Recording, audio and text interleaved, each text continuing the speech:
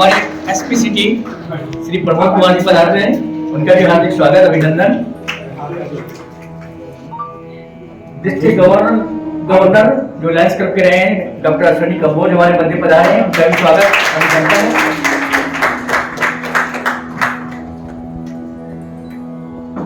मैं आप सभी का स्वागत कर रहा हूँ, बहुत बहुत स्वागत अभिनंदन। अपने स्थान पे खड़े होंगे वंदे मातरम के लिए। वंदे मातरम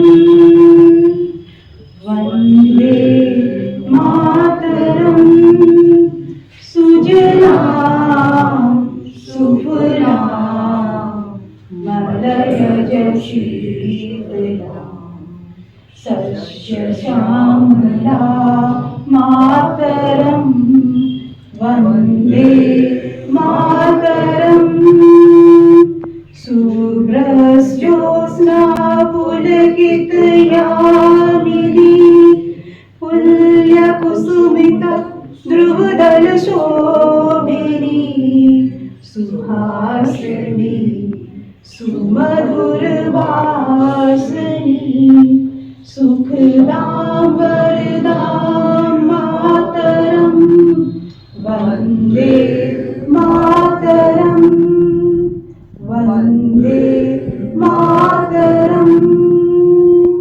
भारत माता की जय। अपने चरणों में स्थान दें, परिवार को धैर्य सहने की शक्ति दें।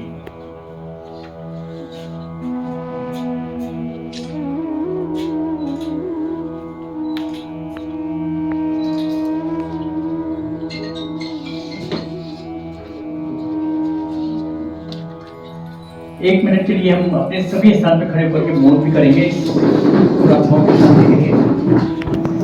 नमस्कार। आज के जो हमारे चीफ गेस्ट हैं, मैं उनका थोड़ा इंट्रोडक्शन कराना चाहूँगा। श्री राजेश टंडन जी, माननीय न्यायमूर्ति श्री राजेश टंडन ने वर्ष 1968 में एक अधिवक्ता के रूप में अपने करियर की शुरुआत की। उन्होंने भारत के संविधान के तहत कई महत्वपूर्ण पदों पर कार्य किया है।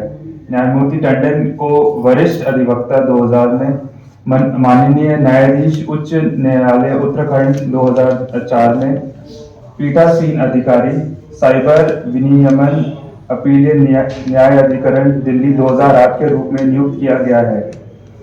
न्यायमूर्ति टंडन ने कानून पर 4 पुस्तकें लिखी हैं और उन्हें उत्तर प्रदेश सरकार द्वारा हिंदी में प्रसिद्ध पुस्तक मुस्लिम विधि पर प्रतिष्ठित साहित्यकार पुरस्कार भी से सम्मानित किया गया है। मैं सर को थैंक यू कहता हूं कि सर आपने बहुत अपना टाइम स्पेयर किया, आप हमारे पास है, थैंक यू सर। दूसरे जो हमारे साथ जो प्रसिद्ध पर्सनालिटी हैं वो है प्रमोद कुमार जी, जो कि IPS ऑफिसर हैं। सर एक कर्मठ एवं कर्तव्यनिष्ठ पुलिस अफसर हैं। वे वर्तमान में SP सिटी देहरादून के रूप में अपनी सेवाएं दे रहे हैं। Sir thank you for being here. Ashwini Kamboj sir हैं, जो कि उत्तरांचल आयुर्वेदिक संस्था के डायरेक्टर हैं। सर आपका भी बहुत बहुत स्वागत है।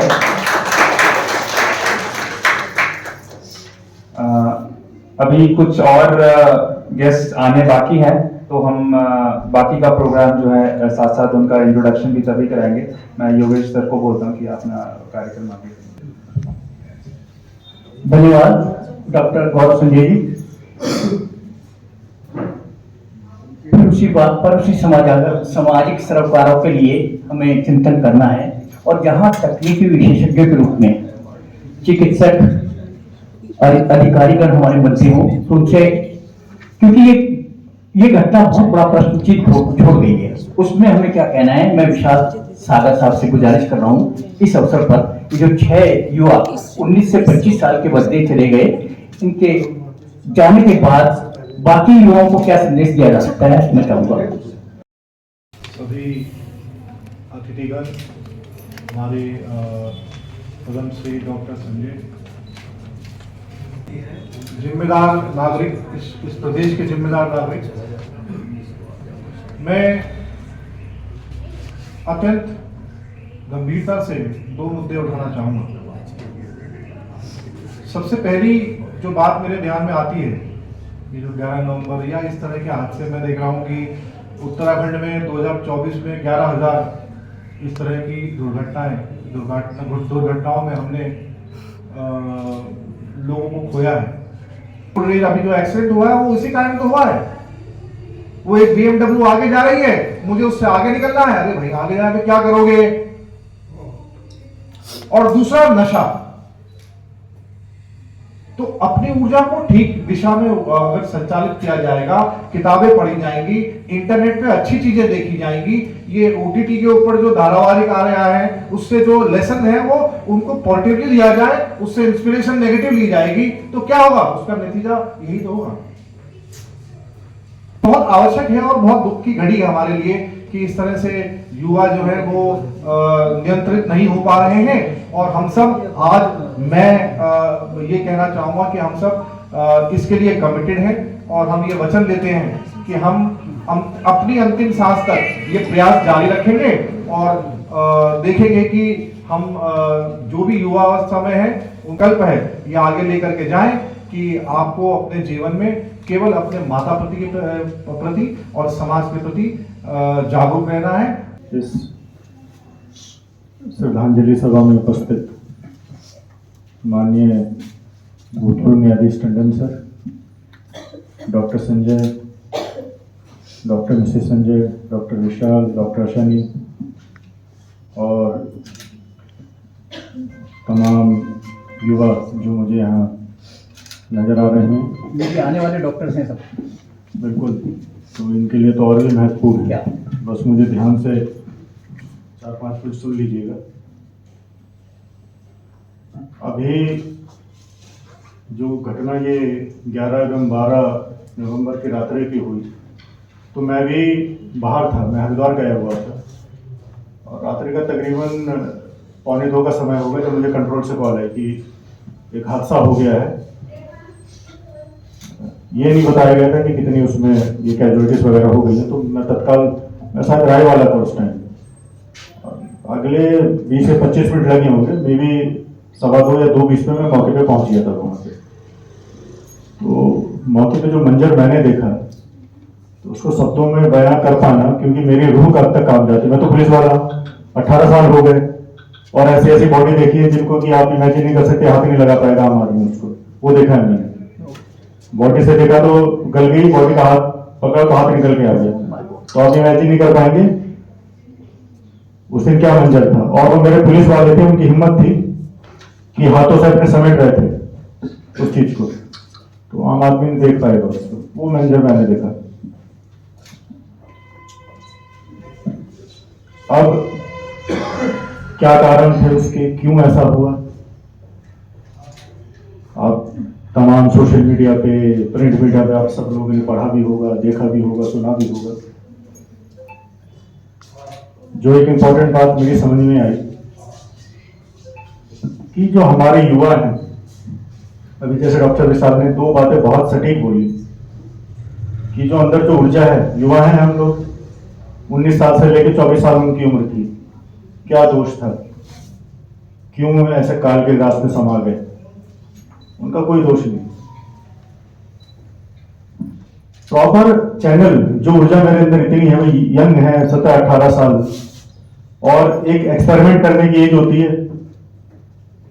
साथी है मेरे, किसी का जिंदगी के प्रति कुछ और भी होता है, कोई तर्क, एक्सपेरिमेंट करने की जिज्ञासा की। देखिए मैं खुद IITN हूँ, बैकग्राउंड केमिकल इंजीनियरिंग का है, और इससे पहले EIL, ONGC, Indian oil, Hindustan petroleum, सबकी जॉब छोड़ के यहाँ खड़ा हुआ हूँ। तो एक जिज्ञासा रहती है कि भाई हाँ ये ऐसा कर रहा है तो मैं भी इसको एक्सपीरियंस कर लूं, क्या होता होगा इसका प्रभाव। बिना उसके रिजल्ट जाने अगर कोई काम मैं करूंगा तो फिर उसके रिजल्ट मुझे लगता नहीं कभी सुनता ही होंगे। जैसे बोलते हैं ना लॉजिक की डेफिनेशन देखिए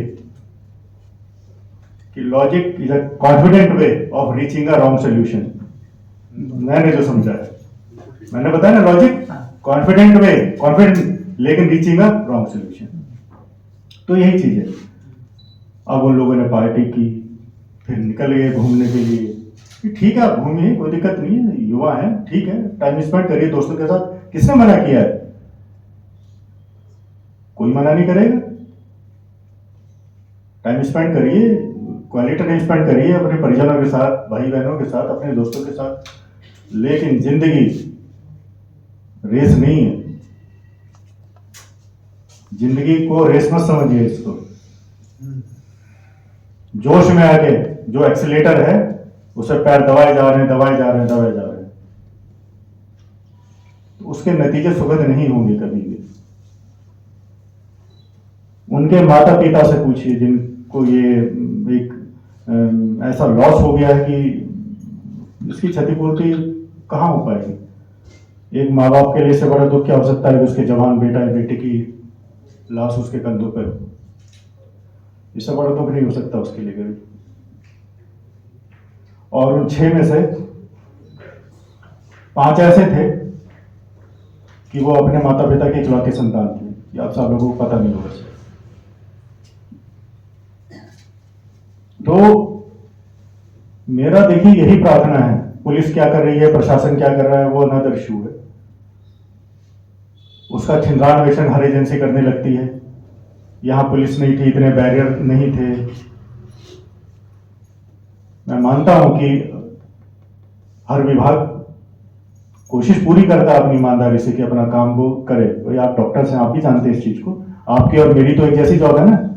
ऑन टोस्ट 24 आवर्स इमरजेंसी कभी भी कॉल आ सकती है, जाना पड़ेगा, मना नहीं कर सकता। तो आप और हम तो अच्छी तरीके से जानते हैं, और ये भी जानते हैं दोनों लोग कि अपना काम हम ईमानदारी से करते हैं। आप नहीं चाहते कि मेरा कोई पेशेंट दिक्कत हो, कोई परेशानी हो। मैं ईमानदारी से कोशिश करता हूं और बाकी सब कुछ ऊपर वाले के हाथ में छोड़ देता हूं।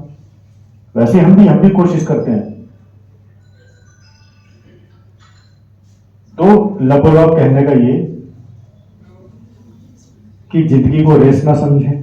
बस मैंने जो 2 बातें कही हैं कि प्रॉपर चैनलाइजेशन, नशे से दूर रहें, जब रोड पे निकलें तो कृपया करके जो ट्रैफिक नियम है, रोड सेफ्टी के रूल्स रेगुलेशन को फॉलो करें। जिंदगी को रेस नहीं है। अरे किस बात की रेस हो रही है भाई? क्यों लगा रहे हैं रेस? लगानी है रेस, वो इतने बड़े बड़े इतने मैदान और सब वो स्पोर्ट्स स्टेडियम क्यों बनवा रहे हैं हम लोग? वहां लगाइए रेस, चलिए, हम भी दौड़ते हैं, आप भी दौड़िए। 100 मीटर, 200 मीटर, 1 किलोमीटर। जहां रेस लगानी होती तो आप ओलंपिक में देखते हैं हम लोगों का क्या प्रदर्शन है।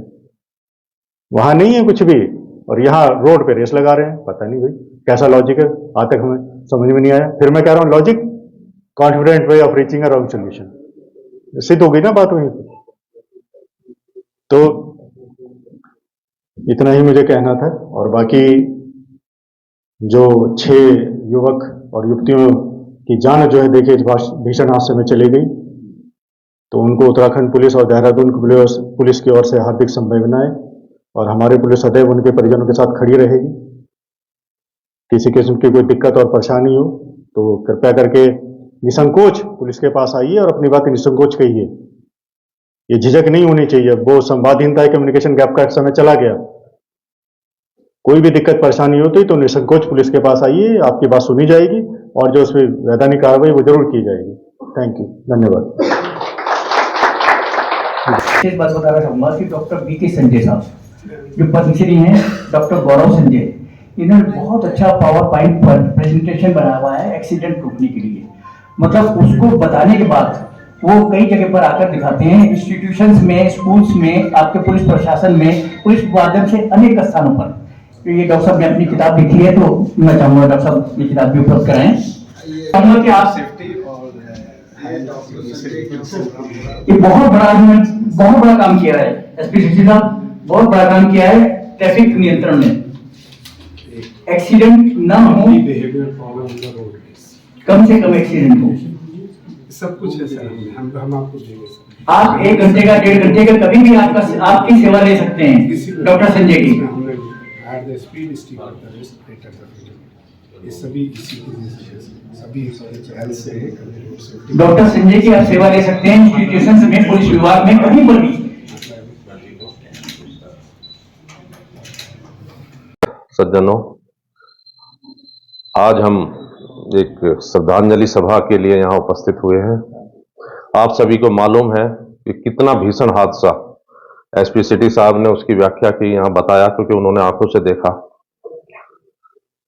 बहुत ही मैंने वीडियो देखी, तो आधी वीडियो देखने के बाद मैंने वो बंद कर दिया। फिर दोबारा 2 लोगों को बुलाया मैंने, तो उनके साथ वो वीडियो देखी। कितना भयानक हादसा। आज केवल श्रद्धांजलि का दिन है, हम उनको श्रद्धांजलि अर्पित करते हैं। दूसरी चीज जो है वो ये है कि हम उस पर चिंतन करेंगे कि ऐसा क्यों हुआ और कैसे ऐसी घटनाओं को रोका जा सकता है। बहुत जरूरी है। ये जो घटना हुई है, ये सभी युवक थे, 19 से 24 साल के बच्चे थे।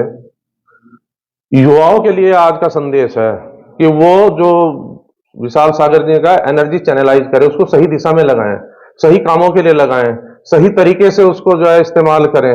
जब वो एनर्जी गलत तरीके से इस्तेमाल होती है तो इस तरह की घटनाएं होती हैं। पार्टी का एक ट्रेंड बन गया, और पार्टी का ट्रेंड कितने, रात को 3 बजे तक, 4 बजे तक सुबह पार्टियां चलती हैं। कुछ लोग सोते ही नहीं रात को। वो क्या करते हैं कि 9 बजे तो पार्टी के लिए जाते हैं, 12 बजे तक खाते हैं पीते हैं, उसके बाद गाड़ी लेकर के चले जाते हैं। कुछ दिन पहले मसूरी में एक घटना हुई थी, जो रोड से 3 बार जो है वो गाड़ी नीचे पलट करके आई, उसमें भी 5 लोगों की जानें चली गई थी। अभी पिछले हफ्ते में जब से ये एक्सीडेंट हुआ, रोजाना कोई ना कोई घटना हो रही है, कोई ना कोई डेथ हो रही है। और अभी कल कल का अखबार मैंने देखा था, तो उसमें था कि पुलिस भी सतर्क है और माहौल भी बदला हुआ है। कल जो है पुलिस ने थोड़ी सख्ती की, जो तेज रफ्तार से चलने वाले जगह जगह चेकिंग, और जो है उस चीज को लेकर के जो एक असर हुआ है। जस्टिस श्री राजेश टंडन जी एवं अन्य सम्मानित अतिथिगण और जो मेडिकल स्टूडेंट्स यहाँ पे आए हैं और संडे के दिन आज यहाँ पे मौजूद हैं, ये भी अच्छी बात है। और इस कार्यक्रम में उनका इंटरेस्ट देख के शायद मुझे बहुत अच्छा लग रहा है। और अभी हम जिस श्रद्धांजलि सभा के लिए इकट्ठा हुए हैं यहाँ पे, उसमें हमने 6 युवक एवं युवतियों को खोया है, और शायद हमारे शहर के लिए एक बहुत बड़ा इंसिडेंस था। और ये इंसिडेंस सिनर्जी हॉस्पिटल के बहुत पास हुआ है, और जो 7वां बच्चा है वो मेरे पास ही एडमिटेड है, तो उसके भी बहुत सारी इंजरीज हैं। तो ईश्वर से अभी इस श्रद्धांजलि सभा में तो यही प्रार्थना है कि शायद ऐसी किसी श्रद्धांजलि सभा में आगे हमें इकट्ठा ना होना पड़े, इस तरीके की परिस्थितियां ना बने। तो उसके लिए हम क्या कर सकते हैं? हमारा एक प्रोग्राम मैं भी चलाता हूं जिसमें है जिंदगी ना मिलेगी दोबारा। तो वो युवाओं के लिए ही है, स्टूडेंट्स के लिए है, जिसमें जाके डिफरेंट कॉलेजेस में हम अपने लेक्चर्स देते हैं कि किस तरीके से हम एक्सीडेंट्स को अवॉइड कर सकें। तो उसमें मेन ये है कि एक तो हमारे यहाँ पे कॉलेज की पॉपुलेशन बहुत है। हमारे देहरादून शहर में अब युवा जो पॉपुलेशन है, यूथ्स जो हैं वो काफी हैं। आप देखते होंगे इतने सारे कॉलेजेस हैं, और वो बच्चे सब सैटरडे संडे जो नाइट होती है, सैटरडे नाइट में काफी सारा ट्रैफिक भी बढ़ जाता है और बहुत सारी चीजें चलने लगती हैं। तो फर्स्ट ऑफ ऑल तो यह है कि we should not mix drinking and driving. I can't say that कि मैं ये कहूं कि नहीं, हमारे कहने से ये हमारा समय भी नहीं है कि कोई ड्रिंक नहीं करेगा या वो जो है रात में ड्राइव ना करें, लेकिन प्लीज उसे मिक्स ना करें। क्योंकि जैसे ही हम ये रूल्स जो हैं हमें बहुत पहले से, आइडियली शायद हम कुछ पीछे रहे बहुत सारी कंट्रीज से, अगर हम अपने चाइल्डहुड में ये इम्बाइब कर देंगे। जैसे हमारा जो है, अगर हम कहें कि हमारी जो एक धार्मिक आस्थाएं हैं वो तो बहुत अच्छी हैं, जहां हमारे बच्चों को पता होता है ये इस तरीके से मंत्र पढ़ना है, इस तरीके से पूजा करनी है, लेकिन शायद जो सोशल रेस्पॉन्सिबिलिटीज हैं वो हम उतनी इम्बाइब नहीं कर पाते हैं। इसीलिए रोड एक्सीडेंट्स, रेप केसेस और सारी चीजें, महिलाएं उतनी सुरक्षित नहीं है जितनी कि शायद और डेवलप्ड कंट्रीज में हैं, क्योंकि हम शायद उन वैल्यूज को उतना इम्बाइब नहीं कर पाते हैं। तो मैं अपने लेक्चर में भी कहता हूं कि ये from the very first day होना चाहिए। हमारे प्राइमरी स्कूल से उन्हें पता होना चाहिए कि ये नहीं होना है, ये एक पाप की तरह है, जैसे जो हम चीजें समझते हैं कि अगर ये है तो एक सिन है कि अगर हमने ड्रिंकिंग ड्राइविंग किया या हम ओवर स्पीडिंग कर रहे हैं, हम ट्रैफिक रूल्स फॉलो नहीं कर रहे हैं। And this is for all. Suppose हम नहीं करते या किसी 2 व्हीलर वाले को भी हम 4 व्हीलर में चोट लग जाती है, तो हम भी हो सकते हैं उन लोगों की जगह। आप कभी 2 व्हीलर पे हैं या 4 व्हीलर में हैं और दूसरा एक्सीडेंट हो जाता है, and it take definitely time. As a orthopedic surgeon I can say थोड़ा सा भी फ्रैक्चर हो जाता है 3 महीने गए, और ज्यादा हुआ तो 5-6 महीने चले जाते हैं, कभी कभी साल साल भर बच्चे स्ट्रगल करते रहते हैं। और काफी बच्चे हमारे यहाँ यूपीएस से आते हैं, जहां की वह बहुत सारे स्टूडेंट्स पढ़ते हैं जिन्हें की बहुत बहुत इंजरीज होती हैं। फिर उनके पेरेंट्स पता चला अरुणाचल से आ रहे हैं फ्लाई करके, 2-3 दिन लग रहे हैं किसी को आने में, और वो कितना ज्यादा स्ट्रेस होता है। को मेरा नमस्कार। देखिए, एक्सीडेंट कोई भी हो उसकी पूर्ति कोई नहीं कर सकता है और पेरेंट्स के लिए ये बहुत बड़े दुख की बात होती है। बट अनफॉर्चुनेट एक बहुत बड़ी प्रॉब्लम होती है कि हम उससे कुछ सीखते नहीं है, जो मुझे लगता है। इतनी बड़ी दुर्घटना हुई उसके बावजूद भी हम वही सेम चीजें फॉलो करते हैं, ड्रिंक एंड ड्राइव, हम सभी जानते हैं, ओवर स्पीड। हम सभी जानते हैं यंग एज में सभी लोग बहुत ज्यादा जोश में होते हैं, लेकिन जोश के साथ होश का रहना बहुत ज्यादा जरूरी होता है। और एक जरूरी बात यह होती है कि फर्स्ट एड मैनेजमेंट। हाँ, नो डाउट बहुत सारी ऐसी कैजुअलिटीज होती हैं जिनमें अगर किसी भी पीड़ित व्यक्ति को फर्स्ट एड मैनेजमेंट मिल जाए तो वो उस वक्त बच सकती है उसकी लाइफ। लेकिन बहुत बड़ी ऐसा होता है कि हम ये सोचते हैं कि कौन इस सब में पड़े, या हम अपनी रिस्पॉन्सिबिलिटीज को भूल जाना चाहते हैं। तो बहुत बार ना चाहते हुए भी ऐसे लोग मृत्यु की उसमें चले जाते हैं कि उन्हें फर्स्ट एड मैनेजमेंट नहीं मिल पाती है। और फर्स्ट एड मैनेजमेंट मिलने के लिए जरूरी नहीं है कि हम एक मेडिकल फैटर्निटी से ही बिलोंग करें, सामान्य लोग भी उसे दे सकते हैं। बहुत बार ब्लड लॉस होता है तो हम कुछ नहीं तो कम से कम ये तो कर ही सकते हैं कि जिस जगह से ब्लड लॉस हो रहा है उसकी सप्लाई को रोकने के लिए उसको टाइट बैंडेज कर दें, जो भी आपके पास चीज हो। और उसके साथ साथ कोशिश करें जितनी जल्दी उसको अस्पताल में पहुंचा सके। और जीवन बहुत अनमोल होता है और उसकी वैल्यू हम सबको पता है और हमें उसकी कद्र करनी चाहिए, क्योंकि सही कहा है सर ने कि जिंदगी ना मिलेगी दोबारा। अगर जिंदगी मिली एंजॉय कीजिए, लेकिन पूरे होश और हवास के साथ। बच्चों को जो भी इसमें गए हैं उनको हमारे तरफ से श्रद्धांजलि। और मैं आप लोगों को एक और याद दिलाना चाहता हूं कि रोड ट्रैफिक एक्सीडेंट को हम 2 पार्ट में डिवाइड करें, रोड और ट्रैफिक। तो देहरादून की सड़कें इतनी लायक नहीं है कि जो इतने बर्डन को झेल सके। अभी एक दिन हम और एसएसपी किसी प्रोग्राम में एक साथ में थे, तो एसएसपी साहब कह रहे थे कि 60,000 गाड़ियां आरटीओ के द्वारा उन्हें सूचित किया गया है कि इस साल देहरादून में खरीदी गई है। 60,000 गाड़ियां अगर सड़क पे हैं तो क्या हमारी सड़कें इन 60,000 गाड़ियां पर ईयर क्या उनको झेलने के लिए हैं? नहीं है। तो रोड हमारी जो है इस लायक नहीं है कि 60,000 गाड़ियां पर ईयर बर्दाश्त कर सकें। अब हम दूसरे पार्ट पे आते हैं, रोड और ट्रैफिक। ट्रैफिक पे जो लोग चल रहे हैं, जो लोग चल रहे हैं उनको सिविक सेंस कितना है? हमारी गाड़ियां अच्छी होती चली जा रही हैं, गाड़ियों में मॉडल बढ़ते चले जा रहे हैं, बाइकें हमारी 5-5, 6-6 लाख, 10-10 लाख की होती चली जा रही हैं, और तो उससे स्टंट होते हैं, उससे स्पीड होती है। 150-150 किलोमीटर की हमारी स्पीड से हमारी बाइक चलती है, और गाड़ियों की स्पीड इतनी हो गई है।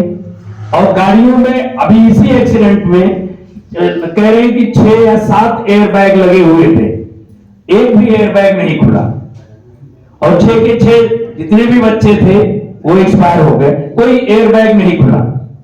तो हमारी गाड़ियों में इतना चेंज आ रहा है, लेकिन हमारे ड्राइवर जो हैं, जो उन्हें चला रहे हैं, उनमें चेंज नहीं आ रहा, उनमें यह सिविक सेंस नहीं आ रहा कि हमें सड़क पे चलना कैसे है। सड़क पे चलने के लिए एक तो नशा, दूसरा मोबाइल, तीसरा शराब, जो भी नशा रात में हो रहा है। अभी आप राजपुर रोड पे कल रात की बात में बताओ, कल रात की पान की दुकान पे एक लड़की आई खरीदने। वो पहली बार मैंने देखा, जैसे हम लोग केमिस्ट्री लैब में टेस्ट ट्यूब होती थी, उस टेस्ट ट्यूब के अंदर का कोई नशा है। उसने दुकान से खरीदा, 40 रुपए की एक मिलती है। पहली बार मैंने देखा कि टेस्ट ट्यूब में वो भरा हुआ है और लोग उसको ले रहे और मिल रही है। तो जो एक लाइन रामायण की है कि भय बिन होई न प्रीत, भगवान राम कह गए रामचरितमानस में कि भय बिन होई न प्रीत, तो आपको भय ले आना पड़ेगा। पुलिस का भय, समाज का भय, डर का भय होना चाहिए, तभी आप मानेंगे। और ये अगर कोई कहे कि अपने आप सिविक सेंस आ जाएगा, अपने आप सुधर जाएंगे, तो वो तब होगा जब आप बचपन से ये चीज सीखेंगे कि हमें ये करना है। आप सभी ऑर्थोपेडिक सर्जन्स को जानते होंगे, मैं भी सैकड़ों ऑर्थोपेडिक सर्जन्स को जानता हूँ। मुझे कोई एक सर्जन ऐसा बताइए जो इस तरह के कार्य कर रहा हो, एक भी पूरे हिंदुस्तान में। तो मैं संक्षिप्त में कहूंगा कि इस परिवार के लिए दो जोरदार तालियां करिए। सबको धन्यवाद। आप सबको बहुत बहुत धन्यवाद। इस विषय पर इतना कुछ कहा जा चुका है और हिर फिर के संक्षिप्त में यही आता है कि ड्रिंकिंग ड्राइविंग को मिंगल ना करें और अपने घर के लिए, अपने माँ बाप के लिए जिम्मेदारी समझें। इसमें जो एक बच्चा गया है वो मेरी बहुत क्लोज फ्रेंड का ही बेटा है। मैंने देखा है एक नारी प्रसव की पीड़ा सह लेती है क्योंकि वो एक जिंदगी को जन्म देती है, उसके आगे एक इंतजार होता है कि एक शिशु उसकी गोद में आएगा। लेकिन ये पीड़ा उस पीड़ा से इतनी भयंकर है कि उसने उस जिंदगी को हमेशा के लिए सामने से खो दिया। वो माँ कैसे जिएगी और जब तक जिएगी उस दर्द को कैसे सहेगी, कैसे उसका कम होगा, इसको शब्दों में नहीं बताया जा सकता। हम स्त्रियां सभी माएँ हैं, उस पीड़ा को समझ सकते हैं। पिता की पीड़ा कितनी होती है वो शायद उतना व्यक्त नहीं कर पाता क्योंकि उसके लिए शायद एक जिम्मेदारी सामने ज्यादा होती है, वो उसको छुपाता है, लेकिन अंतर्मन से शायद नारी से ज्यादा दुखी होता है। तो ये हम सबकी समाज की जिम्मेदारी है। मैं दून बिहार में रहती हूँ। दून बिहार का जो हाल है उसमें जो सड़क की जो हालत है उसको कहना बहुत मुश्किल है कि इतनी ज्यादा यहाँ पर रेस होने लगी है कि, और उसमें सब युवा ही शामिल है, स्टूडेंट्स ही हैं। और किस बात की आप रेस कर रहे हैं? आप अपने भविष्य को देखिए, अपने माँ बाप के प्रति जिम्मेदारी को समझिए, अपने परिवार को सोचिए कि आपके माँ बाप ने आपको यहाँ पर शिक्षा के लिए भेजा है, किस तरह से उन्होंने उस धन को संचित किया होगा आपके लिए, आपको वो खर्चा वहन कर रहे हैं, कितनी वो परेशानियां उठाते होंगे। और आप एक क्षण के, एक उत्तेजना में आके, एक क्षण की प्रतिस्पर्धा में आप एक जिंदगी खत्म कर जाते हैं। आप पीछे से कितने लोगों की जिंदगी खत्म कर जाते हैं। तो कृपया यहाँ पर बहुत सारे युवा हैं, तो सबसे ये अनुरोध है कि थोड़ा सा समझिए, थोड़ा सा धैर्य रखिए। जिंदगी बहुत बड़ी है, जिंदगी बहुत कीमती है। चाहूंगा कल आई थिंक 2 दिन पहले हम लोग कोई टीवी चैनल वाले को इंटरव्यू दे रहे थे जो आपने शुरुआत में देखा, तो उन्होंने मेरे से ये सवाल पूछा कि डॉक्टर साहब गलती किसकी है, शराब की गलती है या बच्चों की गलती है? तो आप ये देखेंगे जैसे हम लोग सब लोगों को अपने ऊपर सेल्फ कंट्रोल होना बहुत जरूरी है। ये तो नहीं कहूँगा सारा दोष शराब का है या सारा दोष बच्चे का है, बट जैसा सर बाकी लोगों ने भी बताया कि जो इंटरेक्शन है इन सब चीज़ों का वो कई बार इतना फेटल और इतना लीथल हो जाता है कि हम लोग को कभी भी सेकंड मौका नहीं मिल पाता है। तो इट इज़ वेरी इंपॉर्टेंट। अगर आप ड्रिंक कर रहे हैं, सब लोग आई थिंक पीछे मेडिकल स्टूडेंट बैठे हुए हैं, जैसे प्रवीण सर ने भी बोला कि वेरी डिफिकल्ट टू कंट्रोल कि you guys do not party, है ना। पार्टी आप करो, लेकिन फिर आपके साथ एक ऐसा दोस्त होना चाहिए जो कि शराब ना पीता हो और वो आपको वापस drives you back to the hostel. Inhibition इतना ज्यादा नहीं खोते हैं, जैसे हम लोग कई बार हम लेक्चर में भी बताते हैं कि नहीं, लगता ऐसे है कि हम सब पूरे कंट्रोल में है। जो आपने सुना होगा कि गाड़ी तेरा भाई चलाएगा ना, तो वो वाला जो स्कोप होता है उसमें आपको लगता है कि आप बहुत ज्यादा कंट्रोल में हो, but for a accident to occur and for a fatal accident to occur it hardly takes even a fraction of a second, 0.25 second के ही दौरान आप एक गलत डिसीजन ले सकते हो and that can be fatal for your life and also irreparable loss for your family. Thank you very much. मुझे बहुत खुशी हो रही है यहाँ पर आके। जो मैंने देखा कि सब एक्सीडेंट वगैरह हो रहे हैं तो मुझे बहुत दुख हुआ, मैंने जाना समझा उसको। तो मैं सिर्फ यहाँ ये कहने के लिए आया हूँ कि ये डॉक्टर बीके संजय को मैं 5-6 साल से जानता हूँ, उनको इंटरव्यू लिया है और मैगजीन में भी पब्लिश किया है। एक बहुत अच्छे राइटर हैं और ऑर्थोपेडिक सर्जन है और रोड सेफ्टी और एक्सीडेंट के लिए काफ़ी कुछ लिखते हैं। तो जो युवा हैं, जो टीनेजर्स हैं, उनके हाथ में जो गाड़ियाँ वगैरह दी जा रही हैं, तो उसमें माता पिता को चाहिए कि वो बिल्कुल संभल के और सही से उनको गाइडेंस दें कि किस तरह गाड़ी चलानी चाहिए जिससे रोड में एक्सीडेंट कम हो। और मैं डॉक्टर BK संजय का बहुत बहुत धन्यवाद करना चाहूँगा, जो इन्होंने 25 साल से इस मुहिम को चला के रखा है और काफ़ी एजुकेटेड करते हैं। तो इसलिए मुझे बहुत अच्छा लगता है इनके साथ मिलके आके और यहाँ पर इसको अटेंड करके। Thank you. और बीच में ऐड करना चाहूँगा, नशा तो है ही है, लेकिन नींद का भी एक कारण होता है एक्सीडेंट का। 31 अगस्त को मैं अपनी सासू माँ जी को लेके हॉस्पिटल जा रहा था, तो एक ऑटो ने आके हमें ठोका और फिर वो भाग भी गया। उसके बाद जब उसको पकड़ा गया तो उसने बोला कि मैं नींद में था। तो ये नींद भी एक बहुत बड़ा कारण है। हमें चाहिए कि हमें नींद में नहीं चलना चाहिए। मैं आप सब लोगों को पहले अपना नमस्कार करता हूँ, लेकिन मैं कविता के माध्यम से आप लोगों को इसका एक नज़ारा देते हैं कि सड़क दुर्घटनाएं क्या कहती हैं और क्या करती हैं। कि दुर्घटना वो होती है सर, दुर्घटना जिसके आपको ना पता हो। यदि हम 5वीं मंजिल से यहाँ से कूदेंगे तो भाई कोई इससे कह सकता है भाई क्या होगा हम लोगों का, टूटेंगे या बचेंगे, और ये बात हमें पता है। तो इसको हम दुर्घटना नहीं मानते, इसको या तो हम हत्या कहते हैं या आत्महत्या कहते हैं। हत्या इसलिए कहते हैं क्योंकि आप ले लीजिए, आपने कई किस्से सुने होंगे कि किसी ने अपनी गाड़ी ली और मोटरसाइकिल से उसने ठोक दिया कार से। ये मैं एक सच्ची घटना आपको बता रहा हूँ। हमारे पास एक व्यक्ति आए जिसमें त्रिवेंद्र सिंह रावत जी पहली बार हमारे यहाँ आए हुए थे। वो कहते हैं कि जो व्यक्ति को चोट लगी थी या जो आए हुए थे उनको सड़क चोट फ्रैक्चर हुआ था, वो हमारे यहाँ आए हुए।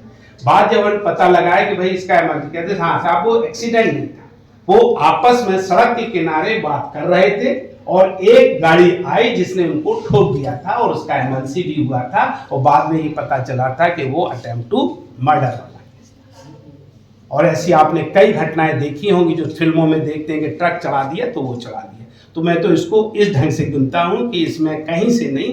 अब आत्महत्याएं, ये तो हत्या हुई, आत्महत्याएं इसलिए कहता हूं कि जो अभी गौरव ने बताया, सब लोगों ने बताया, और अधिकांशतः आप बच्चों का और लड़कियों का भी कभी ना कभी अनुभव होगा कि कोई भी आप नशा कर लो तो उससे आप अचल तो हो जाते हैं। इसका सही आपको देते हैं, यदि आप पानी भी ज्यादा पी लें तो आप में असर आ जाता है, डिलीरियस हो जाते हैं। और जब आप डिलीरियस हो जाते हैं तो इस तरह की घटनाएं घटती हैं। और शराब का नशा तो ऐसा है कि शराब पीने के बाद या नशा करने के बाद आप सड़क पे हैं या गटर पे हैं, ये पता नहीं चलता है। कहने में सुनने में बहुत अजीब लगता है, लेकिन कभी आप सोचिए, कोई बाप अपनी बेटी का बलात्कार कर सकता है? सिर्फ वो नशे की हालत में ही कर सकता है। शराब का ये नशा है जो आप होते रहते हैं। तो मेरा आप सब लोगों से इसके कहने से पहले यही अनुरोध है कि रात की घटनाएं जानलेवा होती हैं। सड़क दुर्घटनाओं के जो मुख्य कारण हैं ओवरटेकिंग, ओवर स्पीडिंग, ओवरलोडिंग।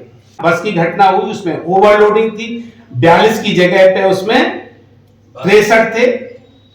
और ओवर स्पीडिंग का आपने जब हमें सुबह बताया गया कि ओवर स्पीडिंग 100 की मैं मानता नहीं, क्योंकि 100 की हम लोग भी एक्सप्रेसवे पे चलाते रहते हैं गाड़ियां, ये कहीं नहीं कहीं ज्यादा हुई। और टोयोटा ने इंक्वायरी की है वो 180 की थी।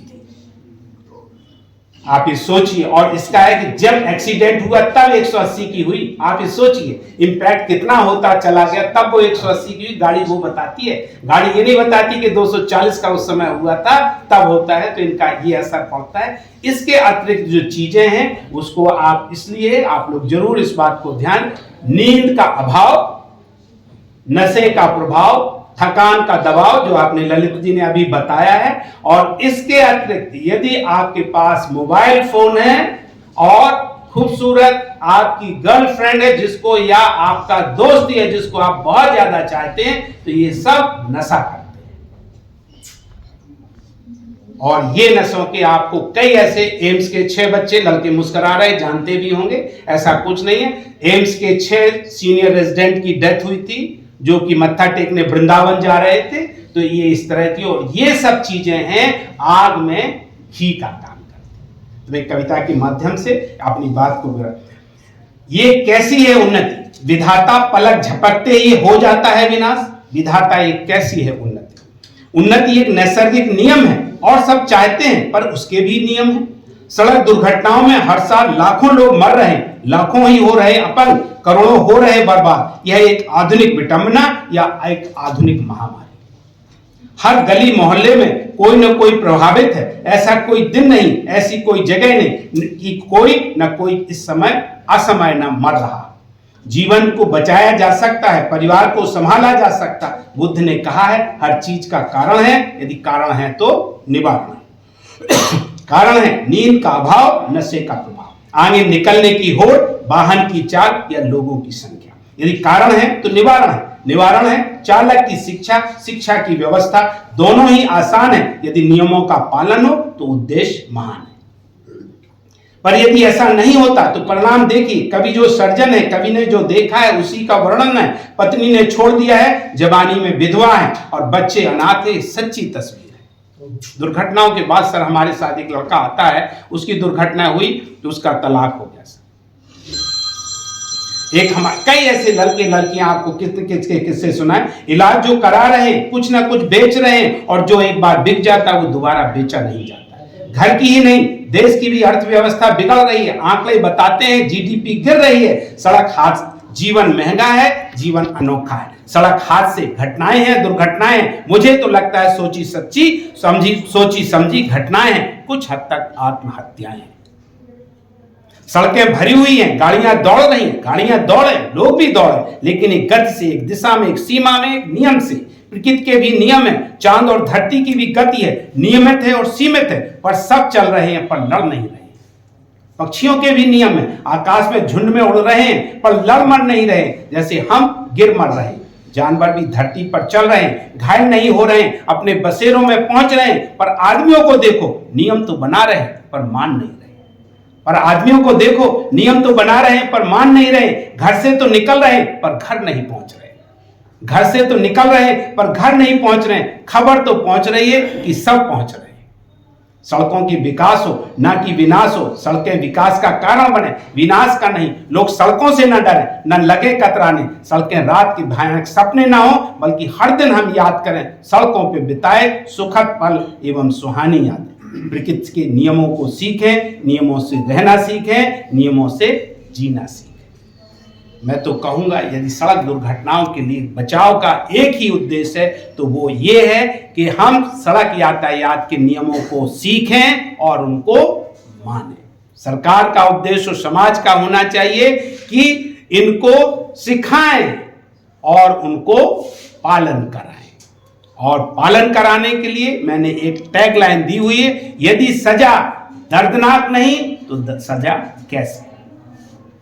यदि मेरे से कोई चालान करे, 100 रुपए दे दूं, 500 रुपए ले यार 500 रुपए में 5000 कमा लूंगा, तो फिर वो कोई सजा नहीं। जो सबने कहा, डॉक्टर एसएन सिंह ने कहा, सभी लोग कहते हैं हाँ इस तरह से डर का। और डर का भी इनको ये नहीं है कि आप किसी और से ना डरे, किसी और से ना डरे, तो कम से कम मौत से तो डरे।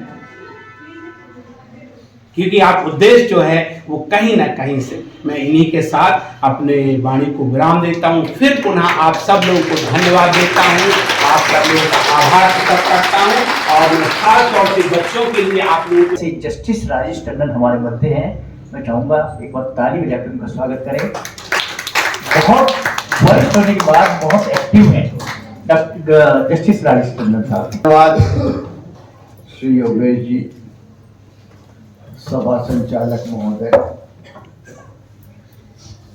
आज के इस कार्यक्रम के लिए डॉक्टर संजय जी को सर्वप्रथम धन्यवाद देता हूं कि शहर में हुए किसी कार्य में आपको इतनी दिलचस्पी है कि आपने आज श्रद्धांजलि का कार्यक्रम रखा है और सारे ऑर्थोपेडिक सर्जन यहाँ मौजूद हैं। सभी डॉक्टर्स जो मौजूद हैं सबको धन्यवाद देता हूँ कि उन्होंने आज इस कार्यक्रम को श्रद्धांजलि सभा के रूप में रखा है। अभी बहुत सी बातें लोगों ने कही, डॉक्टरों ने कही, प्रिकॉशन के बारे में और चीज़ों के बारे में, हमारे डॉक्टर कंबोज जी ने भी, डॉक्टर योगेश जी ने भी, सब ने बताई सब बातें। अंत में अभी डॉक्टर संजय जी ने जो बात कही है कि हमें अपने नियमों का, बताए हुए नियमों का पालन करना चाहिए।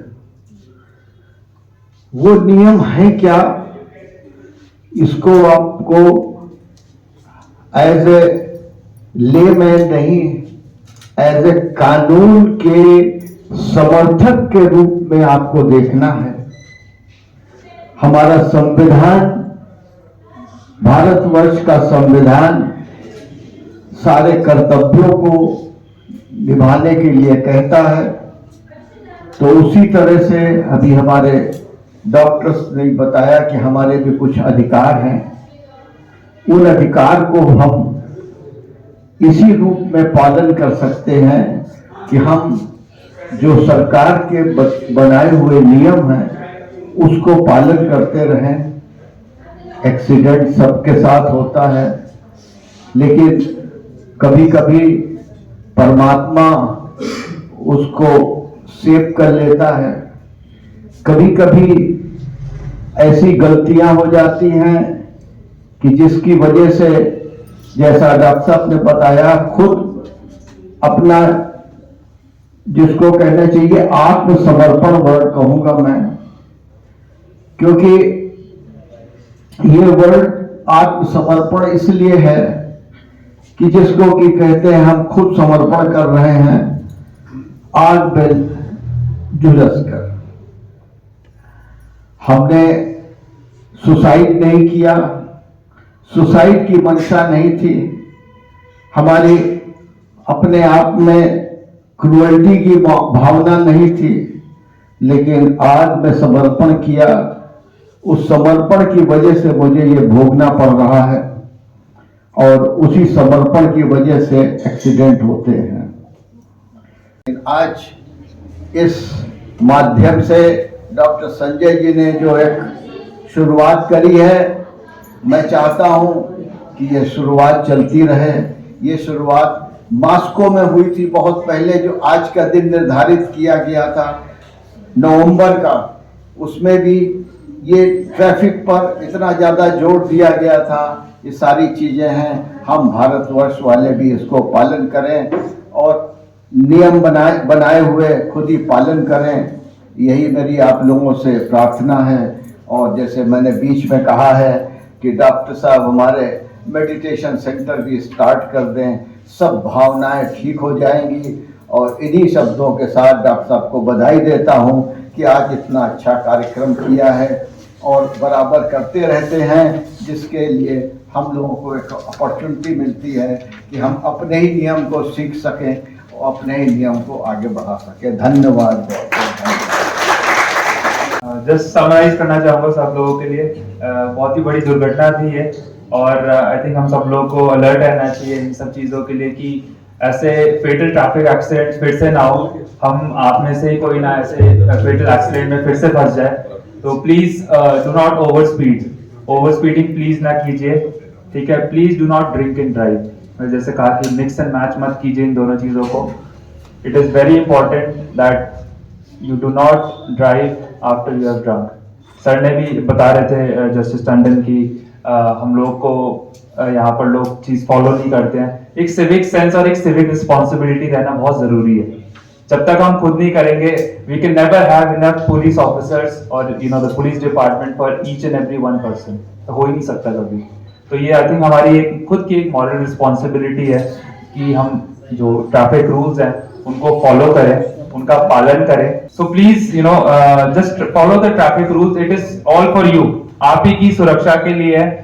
और I just for the vote of thanks, I would like to thank all the dignitaries who have spared their precious time on this Sunday morning, and there are a lot of people who have worked behind the scenes to execute this program, especially Sonia, Abhishek, Karishma, Devinder, Dr. Swati, Lakshmi, Neha, Kamal, Aarti, Shalu, Kusum, Nisha, Apra, Pooja, and Sonali.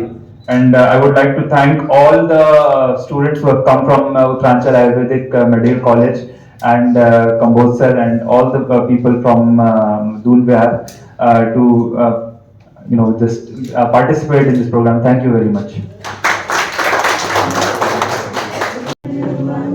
अधिनायक जय हे भारत भाग्य विधाता पंजाब सिंध गुजरात मराठा द्राविड़ उत्कल बंगा विंध्य हिमाचल यमुना गंगा उच्चल जलधि तरंगा तब शुभ नामे जागे तब शुभ आशीष मांगे गाए तब जय गाथा जन गण मंगल दायक जय हे भारत भाग्य विधाता जय हे जय हे जय हे जय जय जय जय हे